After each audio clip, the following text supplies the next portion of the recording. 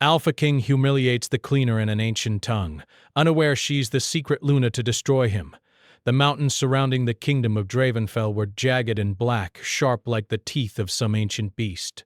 Clouds clung to the peaks like restless spirits, and the wind howled through the valleys carrying rumors of curses that had long haunted the land. At the heart of this kingdom stood the Obsidian Palace, a fortress of shadows and mirrors where the Alpha King ruled with a fearsome hand. His voice was law, his gaze could shatter resolve, and even the bravest of nobles trembled before him. Bay. Yet in the quiet halls of the palace there moved one who seemed invisible, a woman known simply as the Cleaner. She was small and unassuming, dressed in plain robes with hands calloused from her endless duties. She swept the floors, polished the stone, and dusted the golden halls. No one paid her much notice. That was her power. No one suspected that beneath her calm, obedient exterior, a storm slept. She was the Luna, though no one knew. Born under a blood moon, her destiny had been whispered in secret prophecies long before the Alpha King had claimed the throne. The Luna was a force that could either destroy kingdoms or bring them to balance, yet the Cleaner had grown accustomed to hiding her true self. On this day, the Grand Hall was alive with anticipation. Courtiers in silken robes whispered behind jeweled fans, and torches flickered against dark stone walls. The Alpha King had summoned all to witness a ceremony of praise, a display of his dominion. From her quiet corner, the Cleaner watched as the nobles bowed and smiled, pretending their loyalty was earned and not demanded. The Alpha King entered, tall and commanding.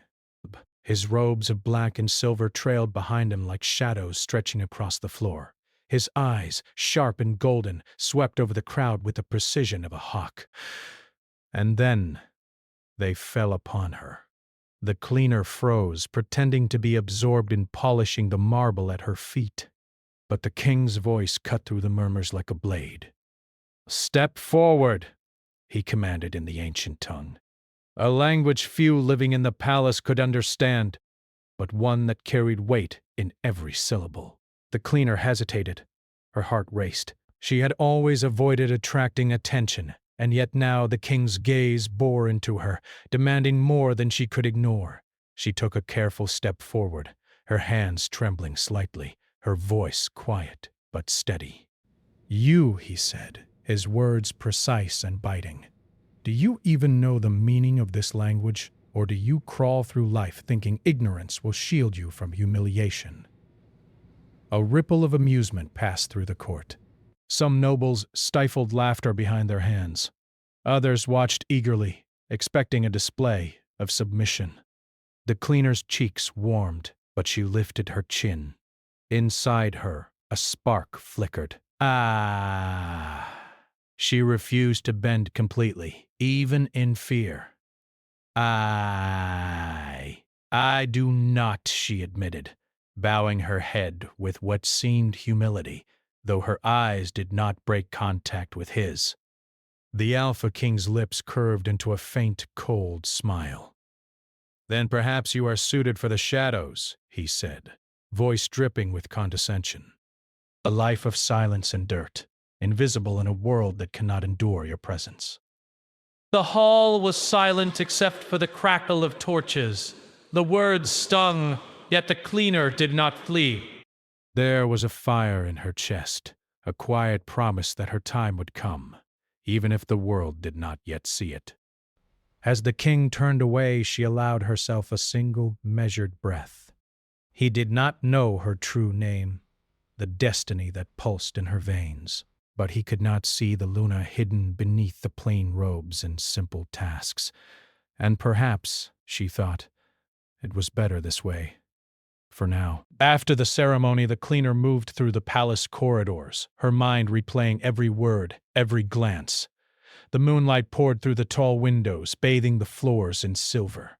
She paused, feeling the cold touch of stone under her fingers.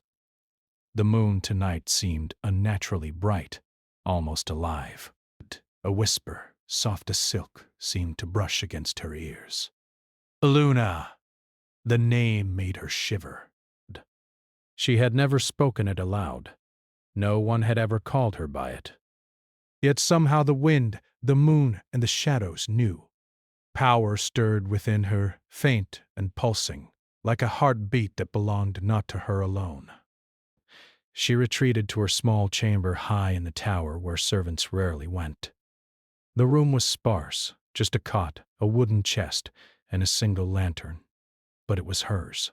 She knelt by the window, watching the moonlight ripple across the mountains. The wind carried secrets, and for the first time in years, she felt the weight of her destiny pressing against her ribs. The Alpha King's words replayed in her mind. Humiliation. Contempt. And yet, a strange thrill of challenge lingered in them. He had underestimated her, as every mortal had. The power sleeping inside her was patient, waiting for the right moment to rise. Meanwhile, in the palace below, the Alpha King strode through the halls, his mind unusually preoccupied. He had seen something in the cleaner that day, a spark that was not fear, not even defiance exactly, but something else, a light hidden in shadows, and a strength that dared not speak. He did not understand it, yet he felt it. It both intrigued and unsettled him. Few dared to hold his gaze, baffling. Fewer still could resist the authority he radiated. And yet, the cleaner had.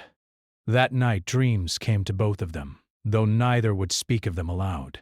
The Alpha King dreamed of a woman whose eyes held the moon, whose presence challenged his every command. He saw her standing in a ruined temple, silver light pooling around her, her gaze both accusing and knowing. In his dream, he felt fear, not for his life, but for the control he had always wielded. And yet, he also felt fascination, a pull he could not resist. The cleaner dreamed of the king's shadow stretching across her, dark and powerful, yet strangely hollow. She saw the kingdom trembling under a curse, his pride and arrogance feeding it. And in that same dream she felt her own power rising, a tide she could neither ignore nor fully control. Her destiny whispered again, "He will not know what comes until it is too late." Morning came, pale and brittle, and with it the sound of the palace stirring to life.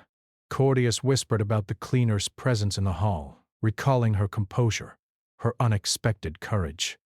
Some said it was foolishness to challenge the Alpha King, yet a few noticed the glimmer of defiance in her eyes. The cleaner moved among the servants, performing her tasks with silent precision, yet her thoughts were elsewhere. She knew her life in the shadows was temporary. The prophecy that had been whispered to her as a child would not allow her to remain invisible forever. And, somehow, the Alpha King was at the center of it. He too felt the tension of the day as he surveyed his kingdom from the highest balcony. The sun struck the black stone and cast long shadows across the courtyard. He could not shake the feeling that something was coming, something that would challenge the very foundations of his rule. And in the quiet of his mind, he could not stop thinking of the cleaner, her quiet strength, the fire she concealed. The palace, the kingdom, and the mountains beyond seemed to hold their breath waiting. And then, as twilight descended, the moon rose over Draven Fell in a glow so bright it seemed almost impossible. The cleaner stood alone in the garden, her hands brushing over the cold petals of night-blooming flowers. The light bathed her, revealing the truth she had hidden even from herself. Her pulse quickened, a power awakening, a connection forming with the very heart of the world. The moon whispered her name once more, Luna, and she felt her destiny stir like a storm behind her ribs. He would not yet confront the Alpha King, not today. But the tension between them had shifted. The scales of fate had begun to tilt, and even the Alpha King, with all his power and pride, would soon realize the storm he had provoked. In the palace, in the shadows of the throne, and in the silver light of the moon, two forces stirred, one of command, one of hidden power. Their paths were destined to collide, and the world itself seemed to tremble in anticipation. The cleaner clenched her fists, her mind sharp, her heart steady. She was more than a servant. She was the Luna, the secret force that could unmake kings and restore balance to a kingdom drowning in shadows. And though she hid it, she knew her moment would come, and when it did, the Alpha King would finally see her. Not as a cleaner, not as a shadow, but as the storm incarnate, a force he had never anticipated. For now she waited. The moon traced her path in silver, the night air hummed with power, and Dravenfell held its breath. The first whispers of destiny had begun, and neither the king nor the Luna could turn away from what was coming. Winter had come to Dravenfell. The mountains were cloaked in frost, and the palace corridors echoed with the cold, hollow whispers of the wind. Torches burned with a weak flame against the vast darkness, as if even fire itself feared the shadows that clung to the halls. The Alpha King moved through this frozen labyrinth like a predator among the frozen branches, alert to every sound, every shift, every shadow that might conceal danger or opportunity. The cleaner had not slept well since the ceremony.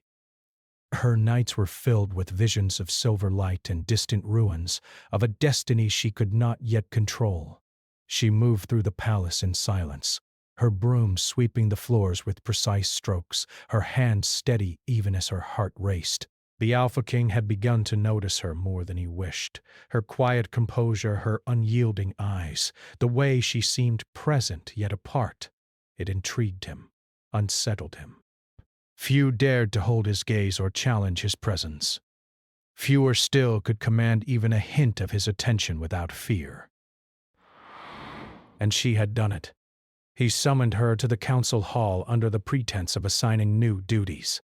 She stepped forward, her plain robes brushing the cold stone floor, her face neutral, hiding the tension coiled beneath. The courtiers whispered, sensing a rare tension in the air. "Duel." The Alpha King began, his voice sharp yet measured. "Have survived the trial of the ceremony. That is unusual. Perhaps you are cleverer than I first assumed." The cleaner bowed her head slightly. "I serve the palace as I am commanded, my king," she said, her voice calm. There was no fear in it, only the faintest trace of defiance hidden beneath humility. The king's golden eyes narrowed, curious and calculating. "Serve, yes, but strength does not only lie in obedience. Strength lies in survival, in knowledge, in knowing when to act and when to hold back." He paused, studying her as one studies a puzzle that refuses to reveal its solution. "You have hidden something from me." "I can feel it.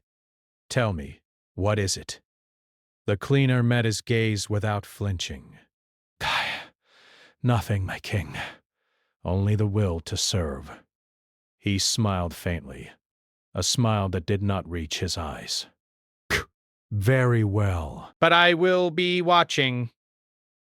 For days that followed, the cleaner was drawn into duties she had never imagined. Messenger tasks through treacherous corridors, delicate arrangements for visiting dignitaries, and subtle tests of her composure in front of nobles who sought to break her with insult or curiosity. She performed, each with flawless precision, masking her power, her knowledge, and the spark that lay dormant in her veins. And yet, in the quiet moments, their paths crossed in ways neither could ignore. One night a messenger brought word that the northern provinces had grown restless. The harsh winter had brought famine and discontent, and rumors of rebellion whispered through the winds like seeds scattered across frozen soil. The Alpha King called a council to discuss the unrest, and the cleaner, by chance or design, was present to carry messages and records. The king spoke with his usual authority, sharp words and commanding gestures cutting through the council chamber like blades. But the cleaner, standing at the edge of the room, noticed small details others missed. The subtle tension in a noble's posture, the fear barely hidden in a soldier's eyes, the hidden relief in one advisor who favored peace over war. After the council, the king lingered, observing the room, and then turned to her. "You have a keen eye," he said softly, almost unexpectedly. "Do you not fear speaking what you see?" The cleaner shook her head. Fear serves no purpose in silence, my king. It only distracts from what must be done. He studied her, and for a moment the weight of his own uncertainty seemed to surface, though he would never admit it aloud. Few had ever spoken with such clarity, such calm. She was more than she appeared, and he sensed it. The nights in the palace grew longer, and with them, the subtle dance of power and fascination between them deepened. She moved among the shadows, observing him, learning him, understanding the rules of his mind and the cracks in his armor. He, in turn, found her presence unavoidable, her quiet confidence pulling at something he could not name. Yet the cleaner could not allow herself to be drawn too close. She knew the prophecy, knew her destiny as the Luna. The king's arrogance, his pride, even his unyielding power, all of it had to be tempered by her in the future. She could not falter, could not be distracted by admiration or fascination. Barry's smile, every glance, every moment of shared silence was a reminder that the balance of the kingdom rested in her restraint. Then came the night of the snowstorm. The wind howled around the palace like a living thing, rattling doors and snapping branches against the walls. The Alpha King had been inspecting the northern defenses himself, a rare personal decision, and the cleaner had been sent to deliver urgent messages to the soldiers stationed there. The palace corridors were empty, save for the two of them. She carried the messages carefully, her hands steady despite the cold biting through the thin cloth of her gloves. The king appeared suddenly from the shadows, cloak trailing behind him, and the torchlight caught the sharp angles of his face. "You move like a shadow," he said, voice low, almost amused. "I wonder if you have a heart beneath your calm, or if you are entirely made of will." "A heart can be quiet, my king, but it does not vanish." The words lingered between them like smoke in the cold air. For the first time, neither moved. The wind outside rattled the windows, and the palace seemed to pause in anticipation. Then, without warning, the king reached out and touched her shoulder. It was a gesture that could have been commanding, or protective, or something neither dared to name. The cleaner did not pull away. She did not speak, but inside her a storm stirred, part fear, part thrill, part recognition of the power she had long hidden. "You must understand," he said, his voice barely above a whisper, "that the world will never bend to the weak. Those who hide in shadows may survive, but they rarely shape destiny. You," his gaze held hers, "you are different.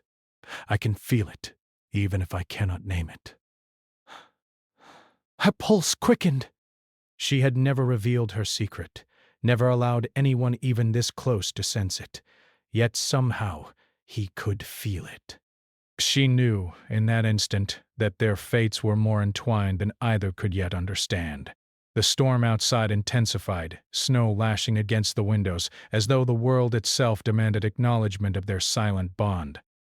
The cleaner's fingers tightened around the parchment in her hand, steady outwardly, but her heart raced with an awareness she could not hide. Suddenly, a distant shout echoed through the halls. A guard ran past, calling it a northern messenger had arrived, bearing urgent news of rebellion and unrest. The Alpha King's expression hardened, his body tense with the anticipation of command. The cleaner followed him at a careful distance as he moved to the council chamber. The king was a force of nature in the room, directing soldiers and advisors with precision, but his mind was partly elsewhere, on her. He had never met someone who so quietly unsettled him, who held him accountable without a word, without defiance, simply by existing in his presence. After the meeting, when the council had dispersed, he found her again. She stood alone, near the moonlit gardens, the snow reflecting pale silver against her robes. "You are patient," he said softly, "not accusing, not praising, simply stating." "I am curious, Cleaner. Who taught you to endure, to see, to hold your calm like this?" "I learned from necessity," she replied, her voice steady. "To survive, one must understand the world as it is, not as one wishes it to be." He smiled faintly, a shadow of warmth breaking through his usual command. Psst. Few understand the world. Few see it clearly. And yet, he hesitated.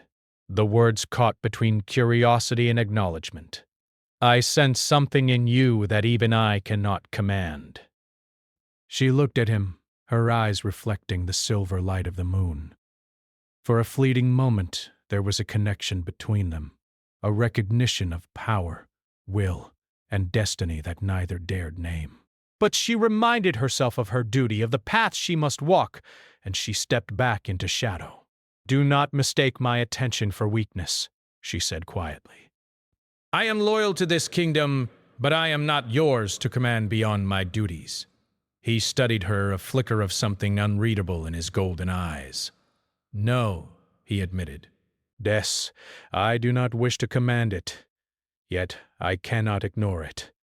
The wind howled around them, carrying snowflakes that clung to her hair and robes.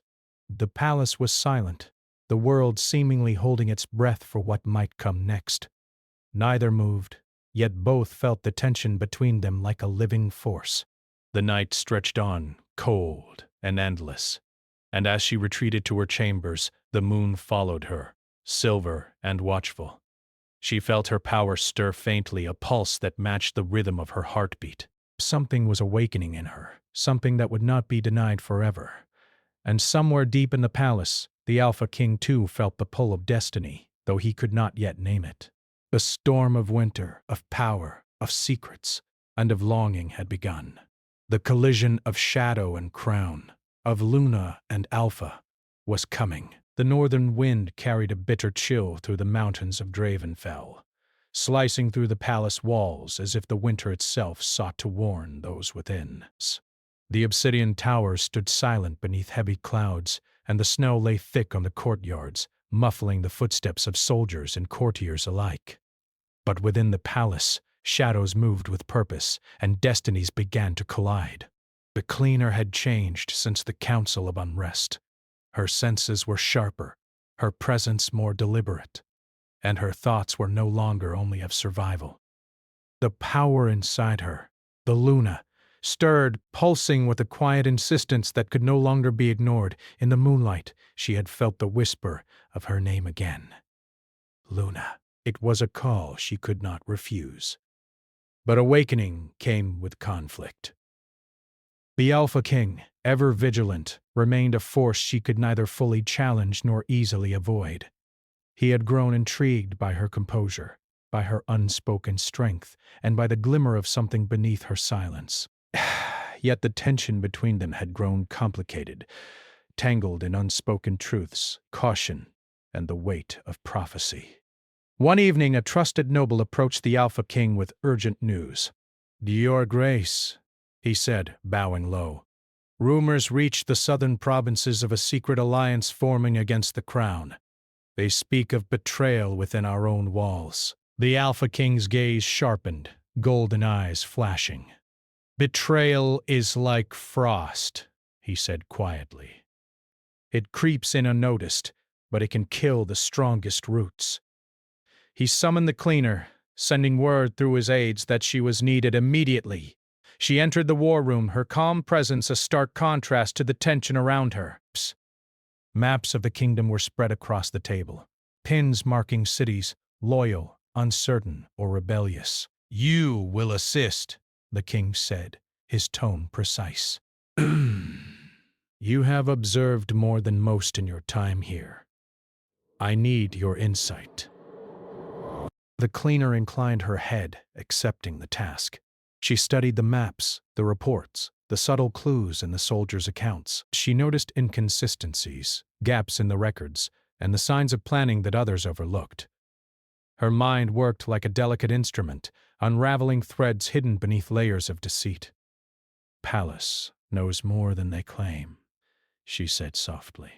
A trusted hand may be guiding the rebels. And if we act too slowly, she left the threat unfinished, letting the implication hang in the cold, tense air.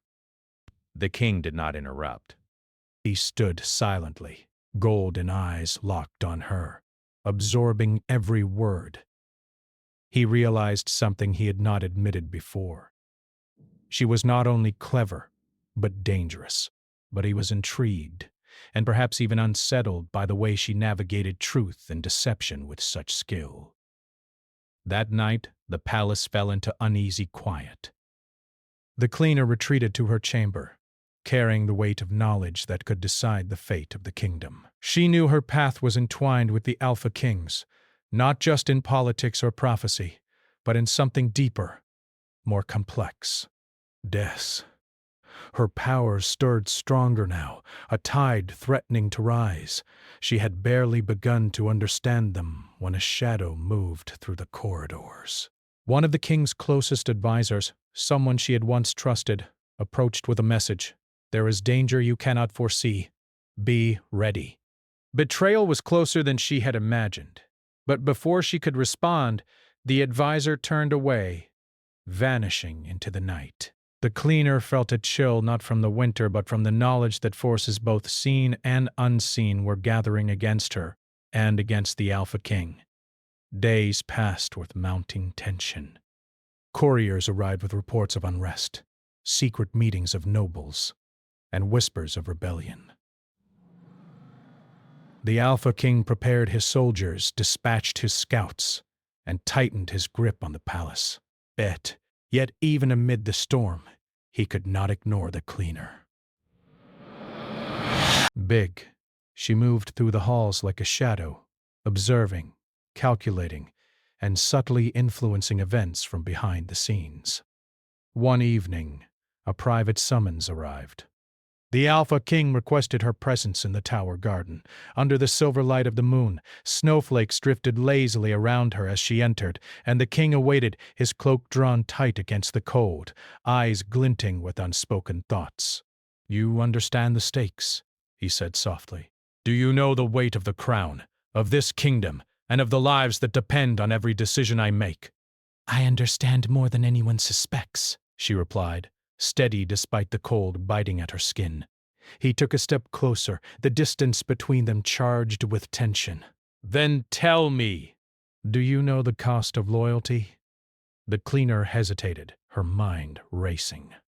Loyalty was not simple, but she served the kingdom. But she served a higher truth, the Luna within her. And that truth demanded vigilance, patience, and sometimes silence. And she met his gaze evenly. Loyalty is measured not by obedience but by the courage to act when it matters most. The king studied her for a long moment, a flicker of admiration, and perhaps unease, crossing his face. "Few can speak like that and live," he admitted. "You disturb me, cleaner." "And I do not yet understand why." The air between them seemed to hum with the weight of unspoken truths. Neither moved, yet both sensed the slow, inevitable pull of destiny drawing them together. But that peace shattered quickly. A messenger arrived in haste, breathless and snow-covered. "Your Grace, the southern provinces, the rebels have made their move. They have captured the western border city, and—" His words faltered as his gaze fell upon the cleaner. "Burst in. And someone from within the palace aided them." The king's face darkened, and in that instant the air seemed to crackle with tension. Betrayal had arrived, hidden among the trusted, and the kingdom teetered on the edge of chaos. The cleaner's mind raced, but the speed and scale of this attack surpassed her calculations.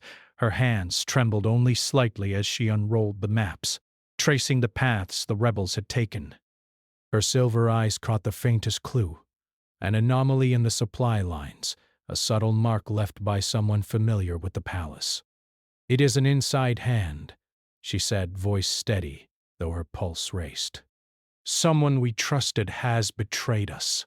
We must act quickly, or the kingdom will fall." The Alpha King's gaze softened, momentarily revealing the weight of command he bore alone. "And you," he said quietly, "do you trust me?" "I trust what is right, not what is easy." That night the palace was a hive of tension.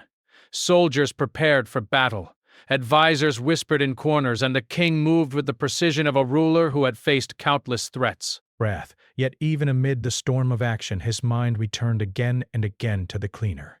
She had not only discovered the betrayal, but also revealed a strength that neither flattery nor intimidation could shake. When the first messenger of dawn arrived, the cleaner had already anticipated the moves of the rebels.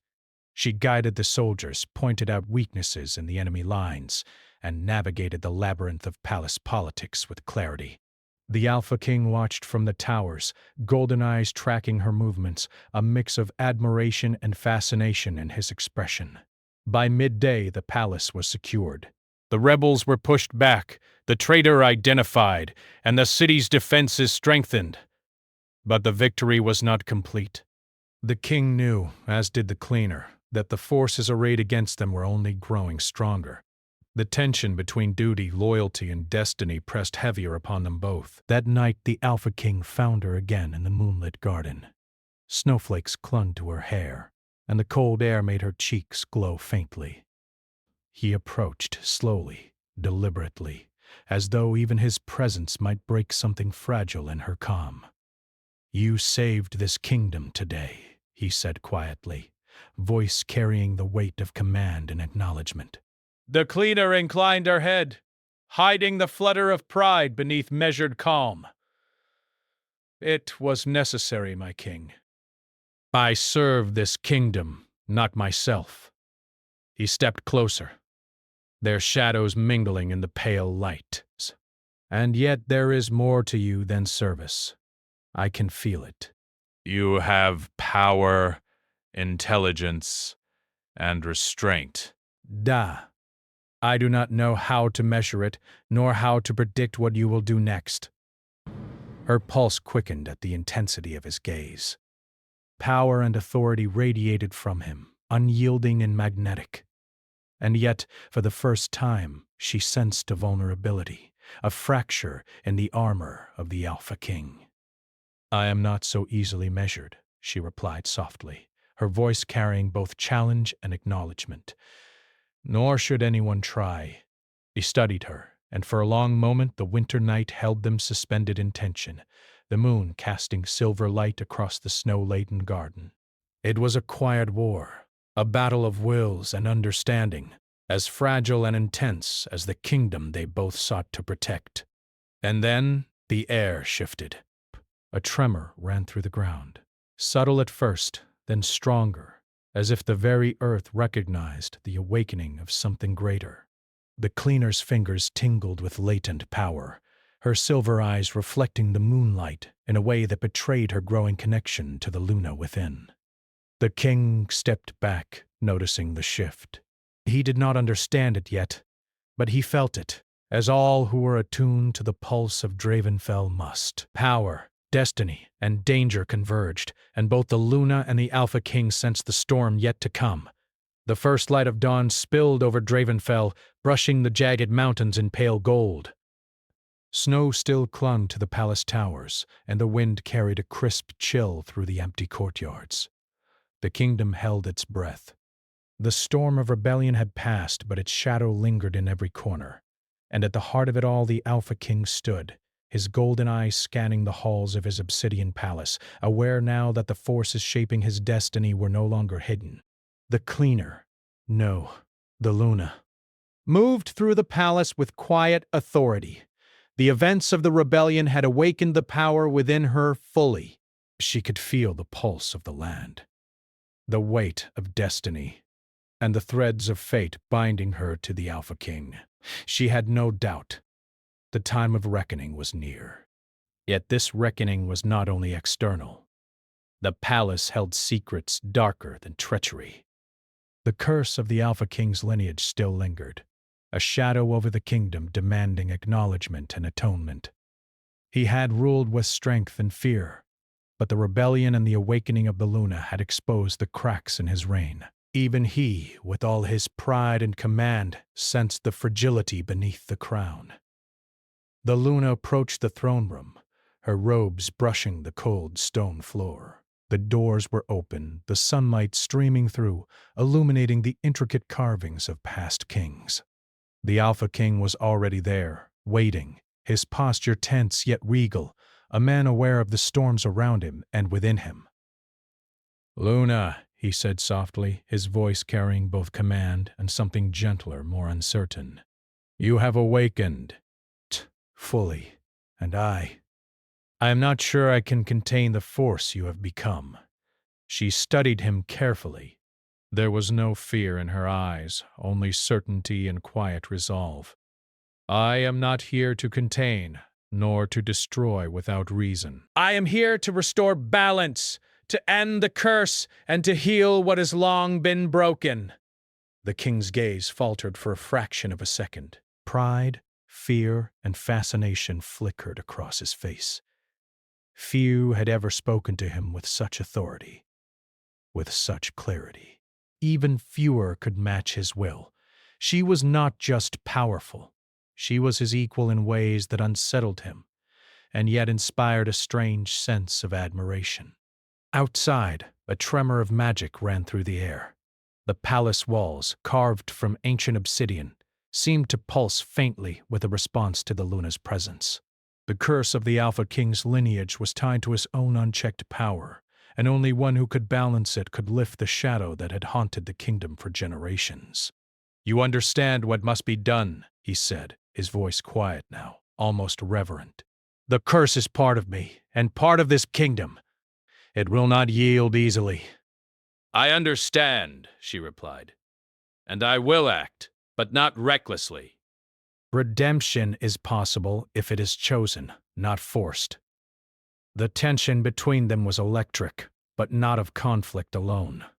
There was recognition here, of power, will, and destiny intertwined. Neither could dominate the other. Instead, they were bound by fate, by necessity, and by an unspoken respect that had grown through trials and silence. The Alpha King nodded, stepping aside. "Then let us end this together." They moved to the center of the throne room, where the symbols of the kingdom's power were etched into the stone floor. The moon, high above the mountains, had aligned with the palace towers, casting silver light that mingled with the gold of the morning sun. The combination of light seemed unnatural, charged with the energy of prophecy. The Luna extended her hands, feeling the pulse of the palace, the rhythm of the kingdom, the shadow of the curse that had long lingered. She whispered in the ancient tongue, words that carried authority and promise. The Alpha King watched, both fascinated and uneasy, as the power between them began to hum, a force neither had fully controlled before. Then the walls trembled. Shadows twisted and stretched unnaturally, the echoes of the curse awakening. The Alpha King felt its weight in his bones, the legacy of fear and command pressing against his very soul. He gritted his teeth, summoning all his will, and yet he realized he could not face this alone. "You must guide me," he said, his voice lower now, stripped of pride, "or this kingdom will fall." "I will guide you, Alpha King, but you must surrender part of your pride. Only then will balance be restored." He hesitated. The word surrender, foreign to one who had ruled with absolute authority. But the weight of the curse, the threat of the rebellion, and the undeniable connection to her power left him no choice. Slowly, deliberately, he lowered his defenses, letting her presence, her power, and her will guide him.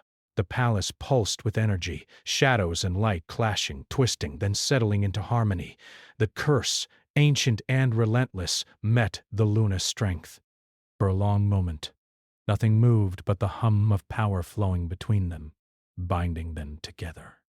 Then a shiver ran through the Alpha King.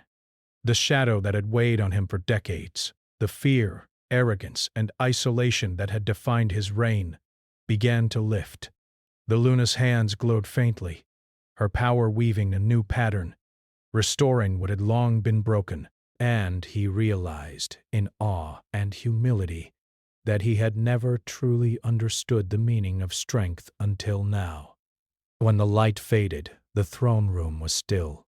The sun and moon cast their blended light across the floor. The curse had been broken. Not destroyed, but transformed. balanced by the Luna's power, and the Alpha King was changed. He was not weaker, nor humbled in a way that diminished him. Rather, he had been tempered, reshaped, made whole by acknowledgement, trust, and shared purpose. The Luna turned to him, her eyes reflecting both silver and the faint gold of dawn. "It is done," she said softly. "Balance is restored, but the path ahead remains. Choices must be made wisely, and trust will guide the kingdom better than fear." He studied her, awe and admiration mingling with the remnants of his pride. You are more than I could have imagined," he said. "Not only powerful, but wise. I underestimated you, and yet I now see that the kingdom itself would crumble without you." She inclined her head, calm yet firm. "And you, Alpha King, must now learn to rule not with fear, but with understanding. The crown is heavy, but shared wisdom lightens the burden." For the first time, the Alpha King truly saw her, not as a cleaner, not as a shadow, but as the force she was, the Luna, the keeper of balance, and the one who had restored not only the kingdom, but also the potential within him to rule with true strength. Outside, the citizens of Dravenfell began to stir. The snow reflected the dawn light, and the mountains seemed less harsh, less forbidding. The kingdom, long held under shadow and fear, could now breathe. And though the road ahead would be difficult, both the Luna and the Alpha King understood that together they could face it. The Luna's presence remained quiet yet commanding, a reminder that destiny was not only about power, but also about restraint, understanding, and courage. The Alpha King approached her slowly, kneeling, not in submission, but in acknowledgement of her role, her power, and the shared bond that destiny had forged. "You are the storm I could not command," he said softly, golden eyes meeting silver. "And yet, I would not wish to stand against it." The Luna smiled faintly, a mixture of warmth and resolve. "Then stand with me, not against me. Together, we will guide this kingdom and protect what has been restored." The Alpha King extended his hand, and for the first time, there was no test, no challenge, no tension of command, only the recognition of shared purpose and the unspoken understanding that destiny had intertwined them forever. They stood side by side in the throne room, the sun and moon casting silver-gold light over the kingdom. The curse had been lifted, the rebellion quelled, and the bond between the Alpha King and the Luna, once invisible, now undeniable, had been forged through fire, shadow, and trust. And though the kingdom would face future trials, the first storm had passed,